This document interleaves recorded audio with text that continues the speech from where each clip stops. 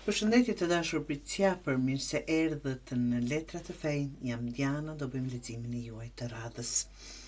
Dhe me këto çfarë shikoj që jeni duke lënë një javë pak me mosmarrveshje të dashur Pritsjapër, me ca biseda, diskutime. Kjo javë duket si një javë ku duhet të ruani qetësinë dhe balancën në disa situata që mund të kërkojnë vendime të mençura. Kur them atë, mendoj që mund të ketë biseda, marrëveshje ose situata ku duhet të tregoni maturi dhe të mos reagoni menjëherë. Mesazhi i javës është veproni me qetësi këtë javë, me qetësi dhe të mos nxitoheni në reagime.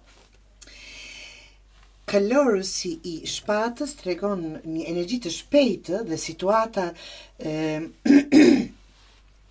që mund të zhvillohen papritur.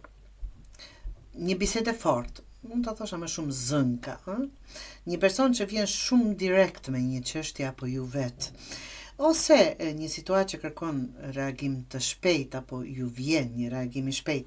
Mos u përfshini në debate të panevojshme të dashur Pritsjapër.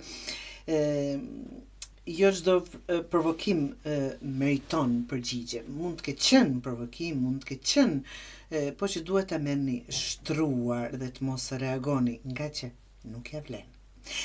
6 shkupive tregon një arritje dhe njohje, ta them kështu.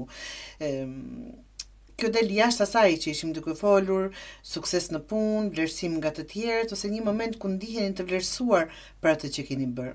Por, mos lejoni që ky sukses me një farë mënyrë të shpërqendrohet nga qëllimi kryesor të dashur. Shijoni arritjet, por vazhdoni përpara me të njëjtin fokus. Asi i shpatës, prapë kemi shpata që janë mendime, le të tregon qartësi dhe një të vërtetë që mund të dalë në dritë. Një bisedë që sqaron shumë gjëra. Mund të ketë patur me këtë debatin që keni bërë apo do të keni një debate, një vendim i rëndësishëm ose një moment ku kuptoni shumë qartë një situatë. Po, të thuani të vërtetën dhe të kërkoni të njëjtën gjë nga të tjerët. Por, kur them të thuani të vërtetën, shpeshherë, sidomos tek ne shqiptarët e kemi, që kur thuhet e vërteta duhet të përtasesh, të thuash, të dëgjosh, jo. Nuk ju bën më të drejtë apo më të sinqert e bërtituar. Duhet të dim dhe si të komunikojmë. E shikoj pak sikur këtë javë që kemi lënë të mos futeni në javën që po vje në të njëjtën energji. Dhe temprën që është qëndrueshmëria, durimi juaj të dashur, tregon balancë dhe maturi.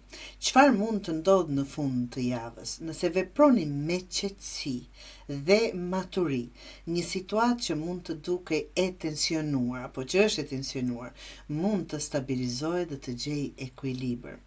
Situatat që mund të duken të forta në fillim zgjidhen më lehtë kur veproni me qetësi, Pritsjapër, dhe me mendje të kthjellët. Pra, mos reagoni me njëherë ndaj çdo situate. Qetësia dhe maturia do t'ju çojnë te vendimet më të mira, nga që kur ngutemi, e dini çfarë ndodh.